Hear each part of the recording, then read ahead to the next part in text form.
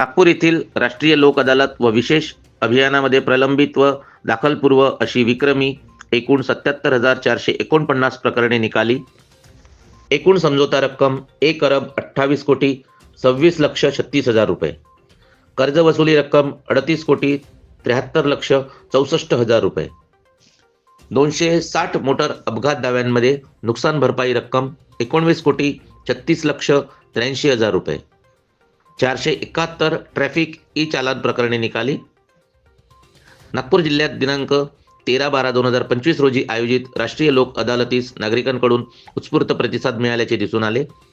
राष्ट्रीय लोक अदालत हा लोकांच्या समस्या त्वरित सोडविण्याचा सर्वोत्तम मार्ग आहे हे पुन्हा एकदा सिद्ध झाले.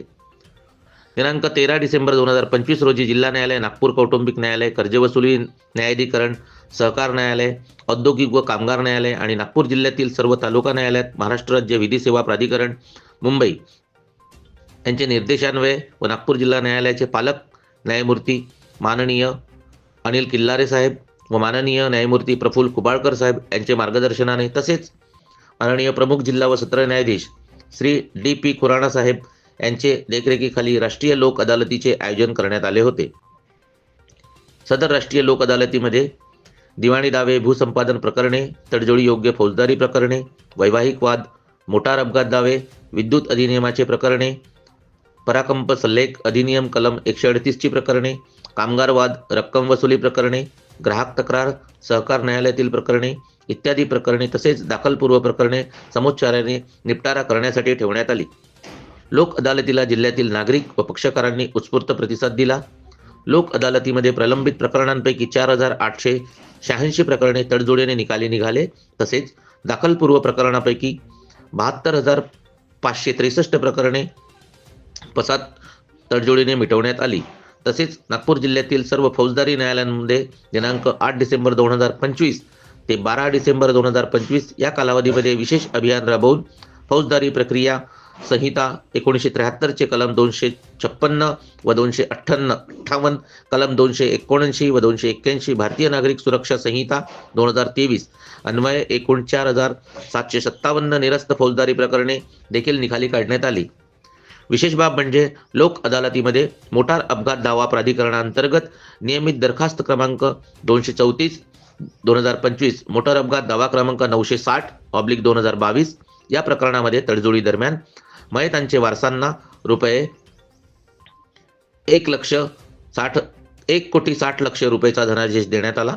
तसेच सदर लोक अदालतीमध्ये मोटार अपघात दावा क्रमांक 643/2022 या प्रकरणामध्ये तडजोडी दरम्यान मयतांचे वारसांना 1,10,00,000 रुपये मंजूर करण्यात आली व सदर रकमेचा धनादेश मयतांच्या वारसांना देण्यात आला.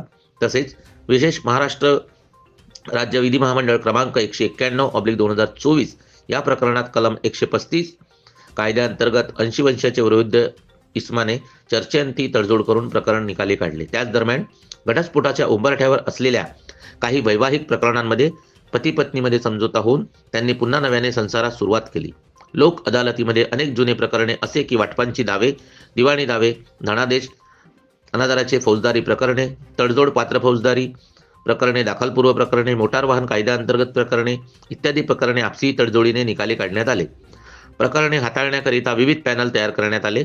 पॅनलमध्ये पॅनल प्रमुख म्हणून सध्या कार्यरत असलेले व सेवानिवृत्त न्यायिक अधिकारी सदस्य म्हणून वकील यांचा समावेश करण्यात आला होता.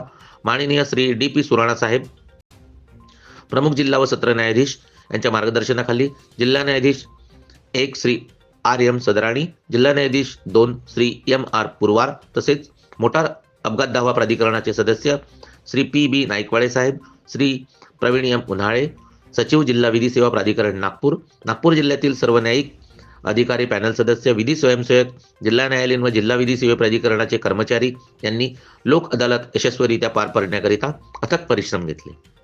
नागपूर जिल्हा न्यायाधीश वकील संघाचे अध्यक्ष रोशन बागडे, त्यांचे सहकारी व वकिलांनी देखील लोक अदालत यशस्वी करण्यासाठी सहकार्य केले.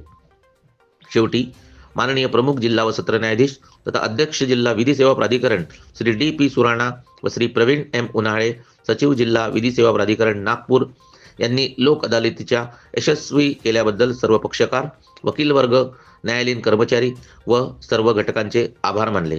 बिंदास न्यूजसाठी राहुल पाटील, व्हिडिओ जर्नलिस्ट, रजत डेकाटे.